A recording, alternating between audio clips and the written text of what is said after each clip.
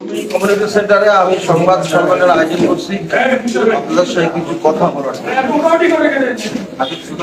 আজকে এই সংবাদ শোনার কারণ রংপুর মহানগর আহ্বায়ক কমিটির সদস্য শামসুজ্জামান সাবু সে গত পরশুদিন একটা প্রেস কনফারেন্স করে পার্টি অফিসে আমার বিরুদ্ধে অনেক যতগুলা কথা বলছে সবই মিথ্যাচার করছে, আমার মান সম্মানের ক্ষতি করছে এবং এই জন্য মান সম্মানের ক্ষতি হয়েছে এবং এই জন্য আমি বাংলাদেশ জাতীয়তাবাদী দলের কেন্দ্রীয় কমিটির স্ট্যান্ডিং মেম্বার সহ দেশনায়ক তারেক রহমানের দৃষ্টি আকর্ষণ করছি। সঠিক কথাগুলোর সঠিক তদন্ত করে যদি আমি দোষী হয়ে আমাকে শাস্তি দেওয়া হবে, আর যদি সদস্যদের মিথ্যাচার করে থেকে আমাকে হেয় প্রতিবন্ধ করে অপমান করে তাহলে তার বিচার আমি আশা করছি।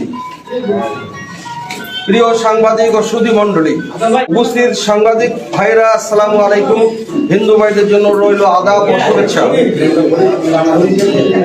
আপনারা নিশ্চয় অবগত আছেন আমি ছাত্র জীবন থেকেই জাতীয়তাবাদী শক্তির আদর্শে রাজনীতি বিশ্বাস করি।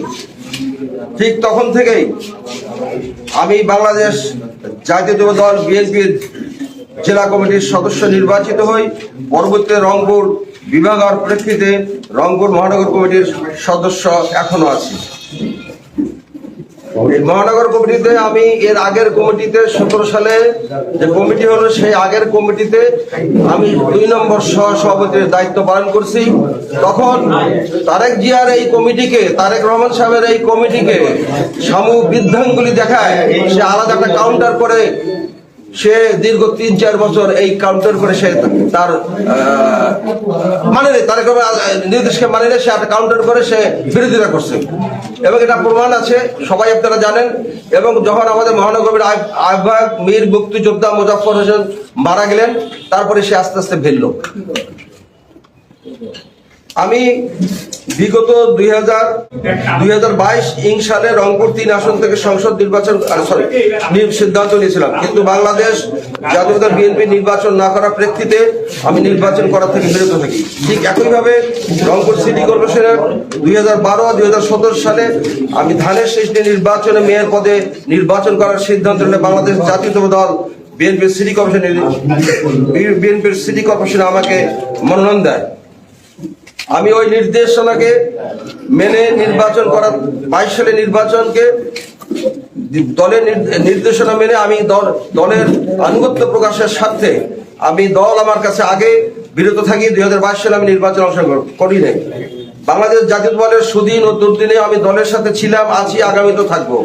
আমার বিরুদ্ধে আওয়ামী ফ্যাসিবাদ সরকারের সময় বহুবার জুলুম ও নির্যাতনের শিকার হয়েছি।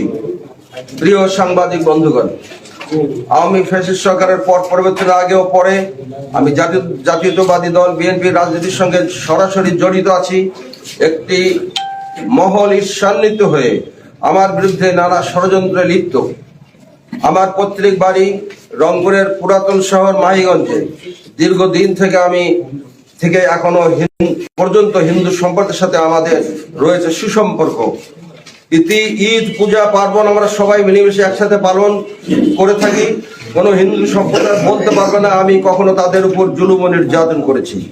গতই 5ই আগস্ট বৈষম্য বিরোধী ছাত্র জনতার আন্দোলনে যারা দেশের জন্য আত্মাহুতি দিয়ে বুকের তাজা রক্ত দিয়ে শহীদ হয়েছেন তাদের প্রতি আমি বিনম্র শ্রদ্ধা জানাই। যারা এখন দেশের বিভিন্ন হাসপাতালে চিকিৎসা নিচ্ছেন তাদের সকলের সুস্বাস্থ্য কামনা করছি এবং তাদের দীর্ঘ আয়ু কামনা করছি।